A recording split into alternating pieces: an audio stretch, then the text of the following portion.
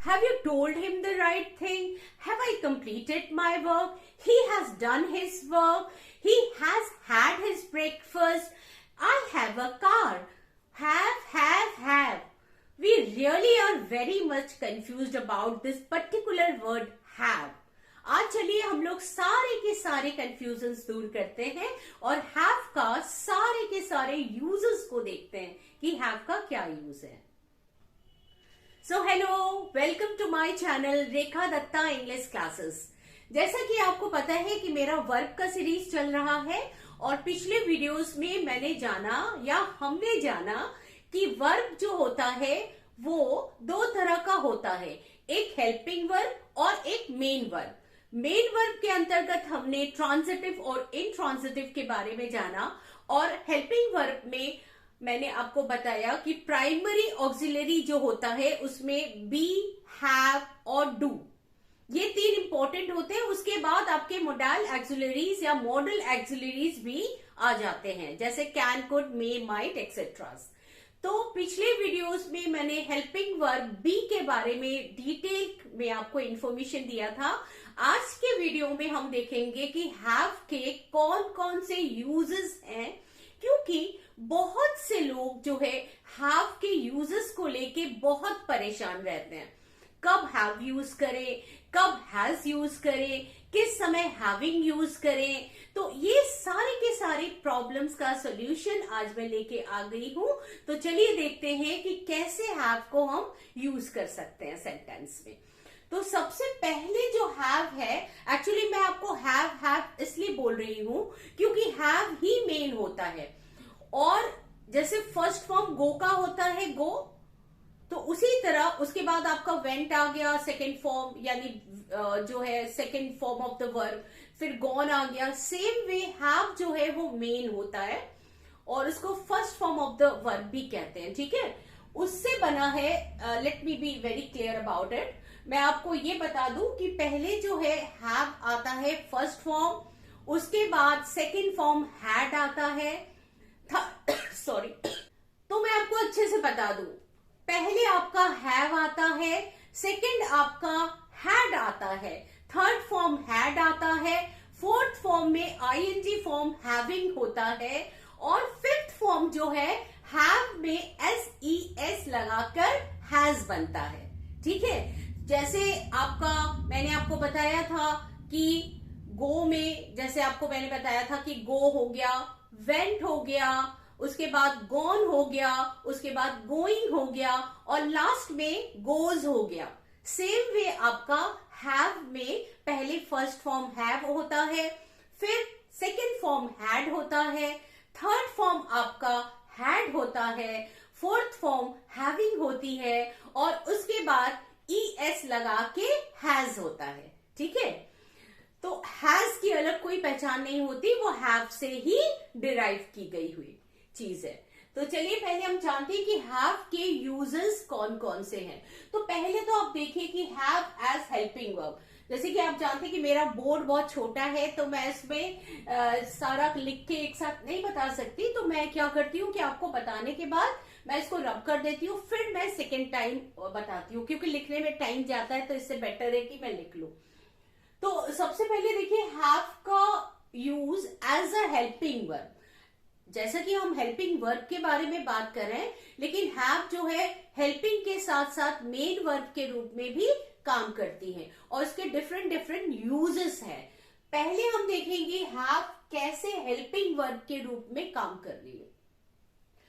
तो आपको पता है कि जैसे परफेक्ट के तीनों सेंटेंसेस, तीनों फॉर्म, यानी प्रेजेंट परफेक्ट, पास्ट परफेक्ट और फ्यूचर परफेक्ट, इन तीनों में हैव जो है वो हेल्पिंग वर्ब के रूप में आती है। कैसे आती है हम देखते हैं। अब देखिए पहले वाले सेंटेंस में जो प्रेजेंट परफेक्ट है उसका सेंटेंस मैं लिख के रखी हूं, Tom has done his work. Tom has done his work, इसका हिंदी मीनिंग हुआ कि टॉम अपना काम कर चुका है। जैसे कि आपको पता है कि प्रेजेंट परफेक्ट टेंस में हमें पता चलता है कि काम हो चुका है या टॉम ने काम कर लिया है। तो Tom has done his work, इस प्रेजेंट परफेक्ट में हमने देखा कि हैज यहाँ पे हेल्पिंग वर्ब का काम कर रहा है और डन यहाँ पे मेन वर्ब का काम कर रहा है, ठीक है। आइए अब सेकंड वाला देखते हैं, वी हैव इन्फॉर्म्ड देम। ये भी प्रेजेंट परफेक्ट टेंस में है।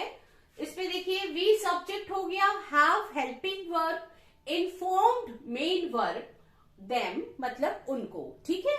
ये जो है ये आपका प्रोनाउन का जो है ऑब्जेक्टिव फॉर्म में है, यानी थर्ड पर्सन ऑब्जेक्टिव फॉर्म में, तो third person plural objective form में। तो मैंने आपको क्या बताया कि यहाँ पे हैव जो है वो हेल्पिंग वर्ब का काम कर रहा है और ये दोनों प्रेजेंट परफेक्ट टेंस के एग्जाम्पल है जिसमें पता चलता है कि काम हो चुका है।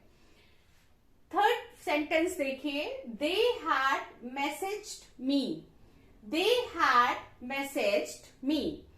अब यहाँ पे ये थर्ड वाला जो सेंटेंस है वो है पास्ट परफेक्ट सेंटेंस, जिसमें हैड का यूज होता है एज अ हेल्पिंग वर्ब और उसके बाद मैसेज जो है ये यहाँ पे मेन वर्ब का काम कर रहा है। इसका मतलब क्या हुआ कि दे हैड मैसेज्ड मी मतलब वो हमें मैसेज कर चुके थे, ठीक है। पास में हैड लगता है और हेल्पिंग वर्ब का काम कर रहा है। यहाँ पे हैव का फॉर्म है, यहाँ पे आपको पता है हैव का थर्ड फॉर्म है ये, have had messaged me. Fourth वाला देखिए, you will have finished your work. अब ये है फ्यूचर परफेक्ट टेंस जिसमें हैव विल के साथ हैव लगा है और उसके बाद ये मेन वर्ब फिनिश्ड है, यानी you will have finished your work, तुम अपना काम खत्म कर चुके होंगे, ठीक है। I have donated the blood, फिर यहाँ पे मैं आ गई प्रेजेंट परफेक्ट टेंस का एग्जाम्पल लेके, I have donated the blood।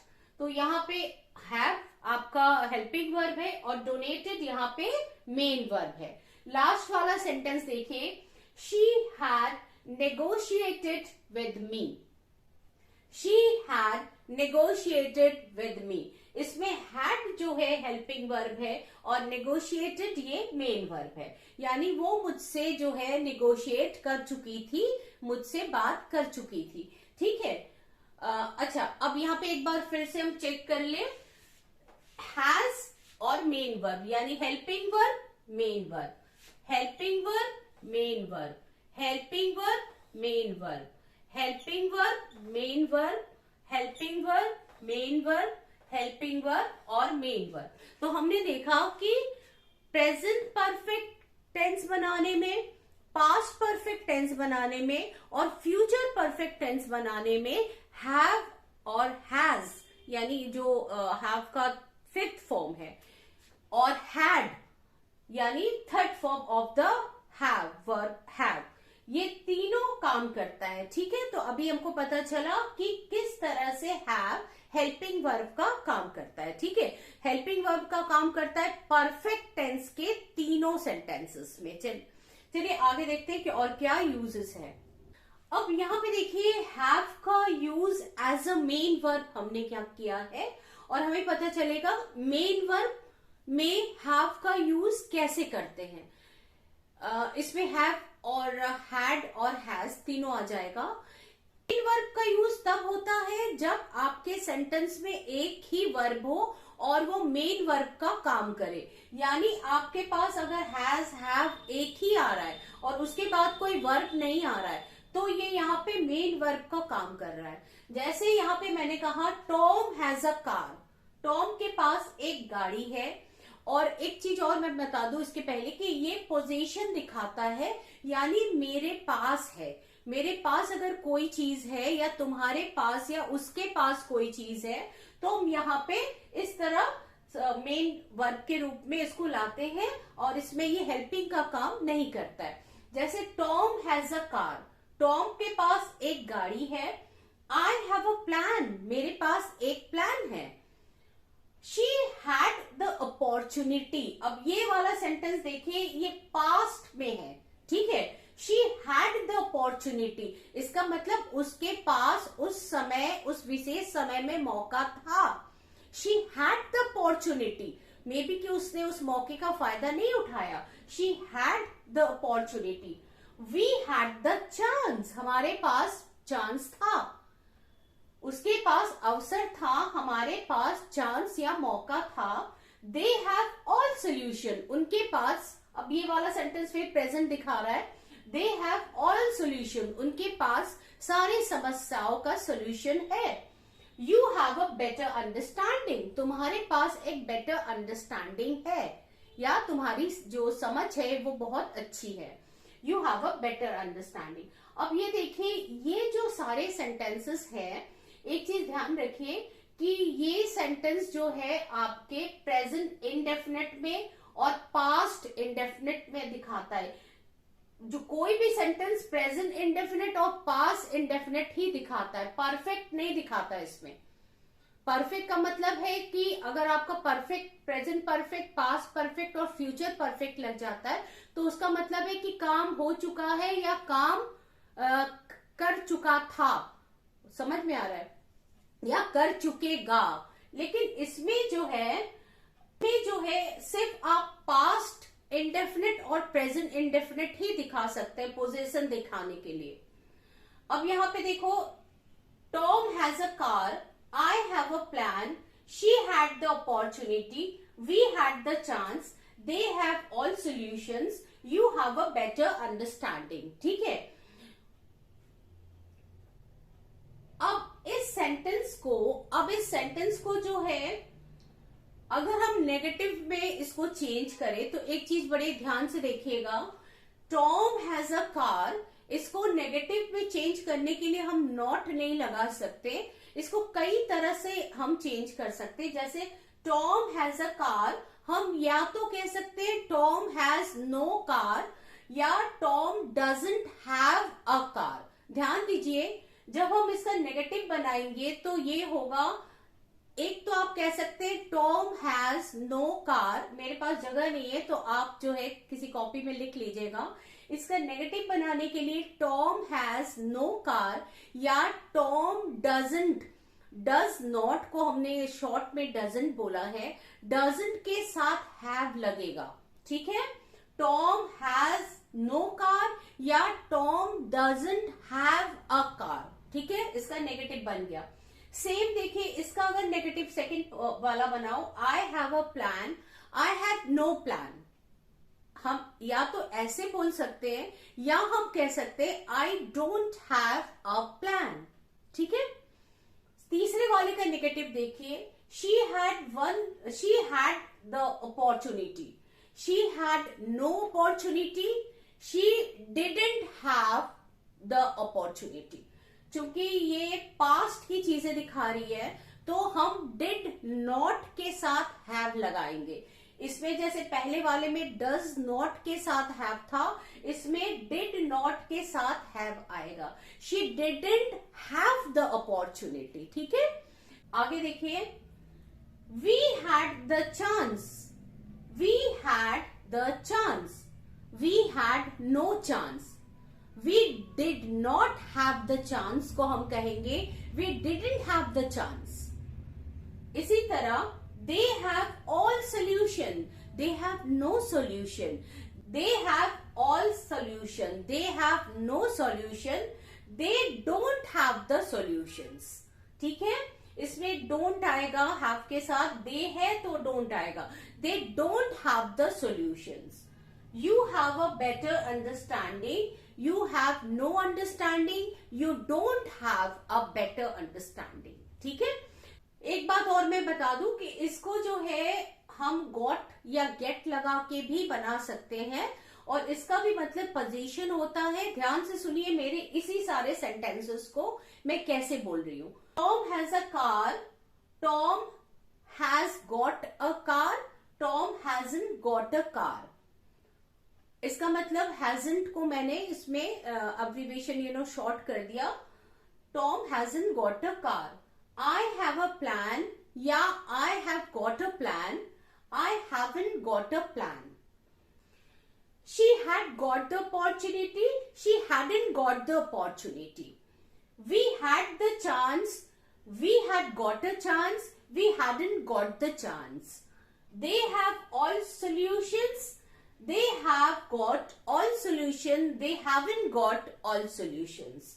You have a better understanding, you have got a better understanding, you haven't got a better understanding. तो इस तरह से हम got लगा के भी पोजीशन दिखला सकते हैं. नेक्स्ट हम देखते हैं क्या है. हैव का एक और यूज देखें, हैव प्लस इन्फिनेटिव. पहले तो आप समझ लीजिए कि इन्फिनेटिव क्या होता है. इन्फिनेटिव वर्ब के फर्स्ट फॉर्म में टू लगाकर बनता है और ये नाउन का काम करता है. ये नॉन फाइनाइट वर्ब होता है, ठीक है, और ये नाउन का काम करता है, ठीक है. ये जब एडवांस लेवल का आप वीडियो देखेंगे, मेरे बने हुए वीडियोस, उसमें जाके देखिए इन्फिनेटिव क्या होता है, आपको पता चल जाएगा.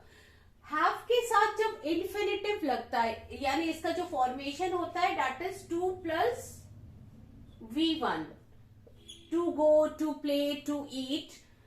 अब जब इसके हैव या हैज के साथ जब ये इन्फिनेटिव लगता है तो इसका मतलब होता है किसी चीज की मजबूरी, यानी करना है, जाना है, या करना पड़ेगा, या जाना पड़ा, या इस तरह का सेंटेंसेस आएंगे, ठीक है. अच्छा, तो सबसे पहले वाला सेंटेंस में इसको पढ़ती हूं. She has to bear the pain, यानी उसको दर्द सहना पड़ेगा. She has to. अब जब हैज टू के बाद यहाँ पे जब वर्ब आ जाता है, शी हैज टू, यानी ये देखिए यहाँ पे हैज लगाने के बाद टू बेयर, टू बेयर और हैज और हैव के साथ जब इन्फिनेटिव आता है तो इसका होता है मतलब पढ़ेगा, या पढ़ सकता है, या पढ़ चुका था, इस तरह का सेंटेंस.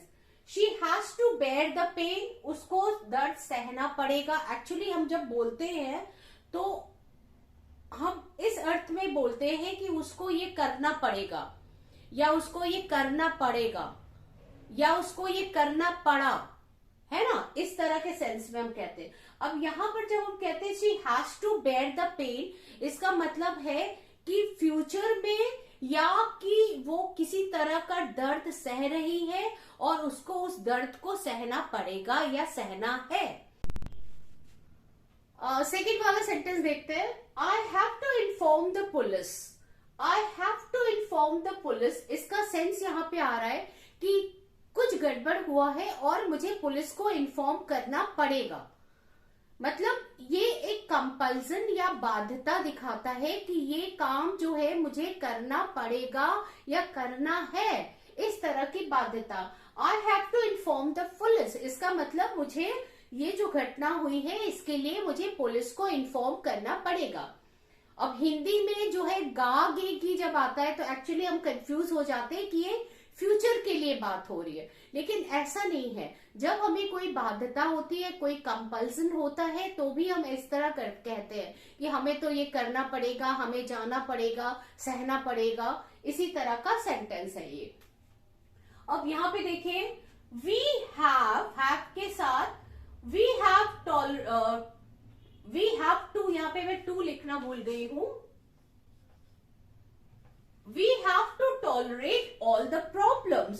हमें सारी समस्याओं को सहना पड़ेगा. They had to understand the situation, यानी उनको जो है सिचुएशन को या परिस्थिति को समझना पड़ा.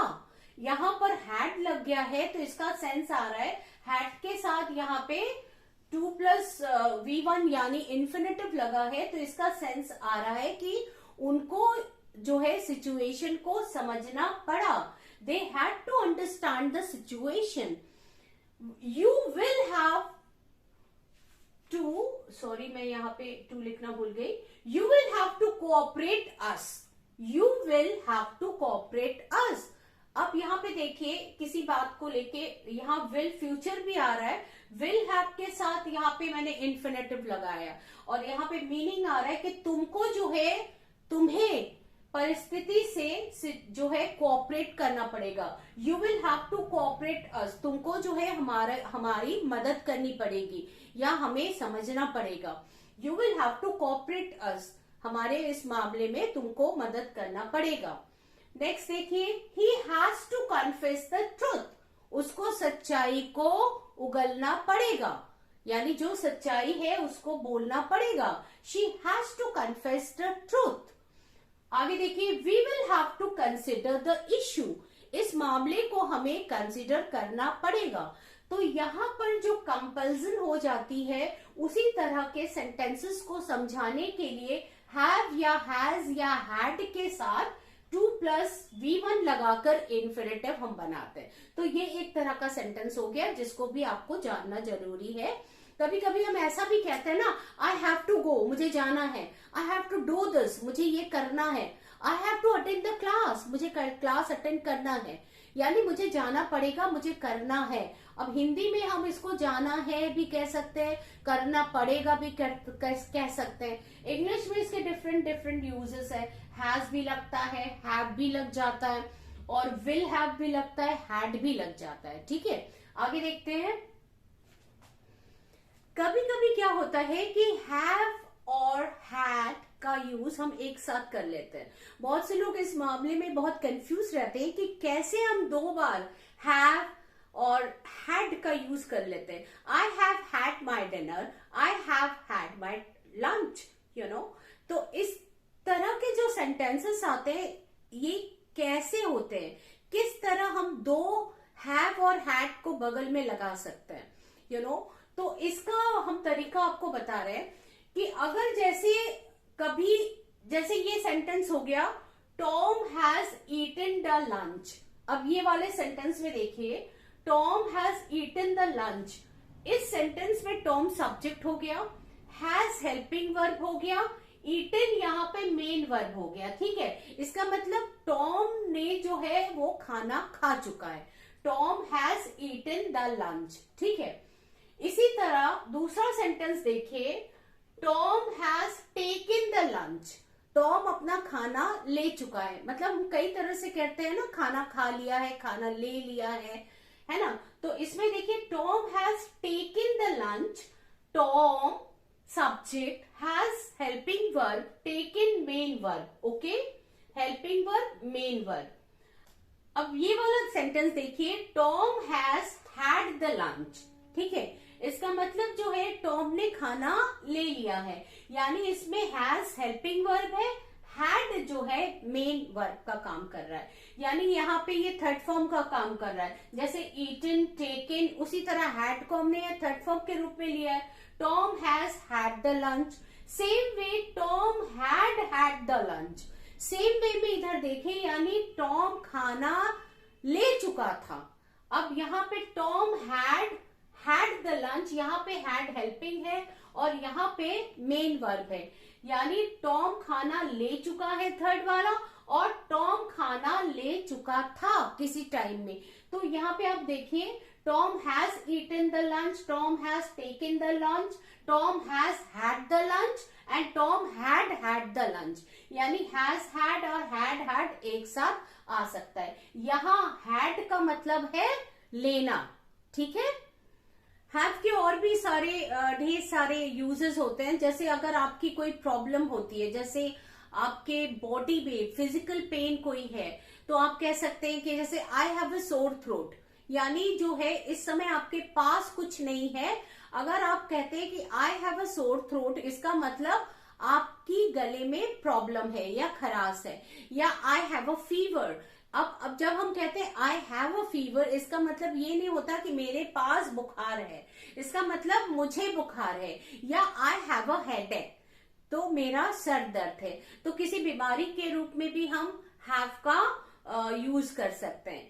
कभी कभी जो होता है, कभी एक्सपीरियंस के रूप में भी हम कह सकते हैं कि I have had a very good experience, you know, I have had a very good experience. यानी हैव और हैड को हमने बगल में लगा दिया। बहुत सारे यूजेस हैव और हैड के हो सकते हैं। जैसे हम कभी कह सकते हैं कि I went to Kashmir and there I had a very good experience, and I am reading a book and having a very good experience. और हैविंग का यूज भी हो सकता है। हैविंग का यूज कैसे हो सकता है, ये सारी चीजें हम लिख के नहीं बता रहे, हम आपको ऐसे ही बता दे रहे हैं। हैविंग जैसा होता है, यानी हैविंग यानी V4 जो होता है, हैविंग का मेन यूज होता है जब आप कुछ खा रहे हैं, जैसे I am having the food, I am having my lunch, I am having my dinner. तो हैव का मेन यूज खाने पीने से होता है। हैव के साथ लोग हैविंग लगाकर जो है बहुत सारी चीजें भी बोलते हैं, जैसे having, I am having my great time here, you know. तो इस तरह के सेंटेंसेस एक्चुअली बहुत ठीक नहीं है, क्योंकि हैविंग का यूज जब हम करते हैं तो हैविंग का यूज यहाँ पे जो है ये कुछ खाने या लेने के अर्थ में ही होता है। और किसी में हम I am having you know a book, I am having this thing, मैं इसको ले रहा हूं, ये यूजेस ज्यादा सही नहीं माना जाता है। वैसे तो बोलने में हम कह सकते हैं I am having very good experience of life and having this and having that, I am having a car, you know, I am having a house. लेकिन हैविंग का सही यूज खाने में ही ज्यादा बेटर होता है, ठीक है। तो वैसे तो हैविंग का यूज आपका नॉन फाइनाइट वर्ब में भी होता है, लेकिन वो हम नॉन फाइनाइट पढ़ाएंगे तो आपको बताएंगे, ठीक है। तो वो पार्टिसिपल के यूज में होता है कि having completed my work, you know, perfect participle में, तो वो अलग यूजेस है, वो हैव के साथ उसका कोई मतलब नहीं होता है। तो उम्मीद है आज का जो वीडियो है वो आपको पसंद आया होगा, और जितने भी आज आपने कुछ सीखे, मैं चाहती हूँ कि कमेंट बॉक्स में अब लिख के बताइए हैव के क्या क्या यूजेस जो है आप खुद से कर सकते हैं। तो आपको अगर मेरा वीडियो पसंद आता है तो उसको शेयर करिए, लाइक करिए और सब्सक्राइब करिए। Thank you so much.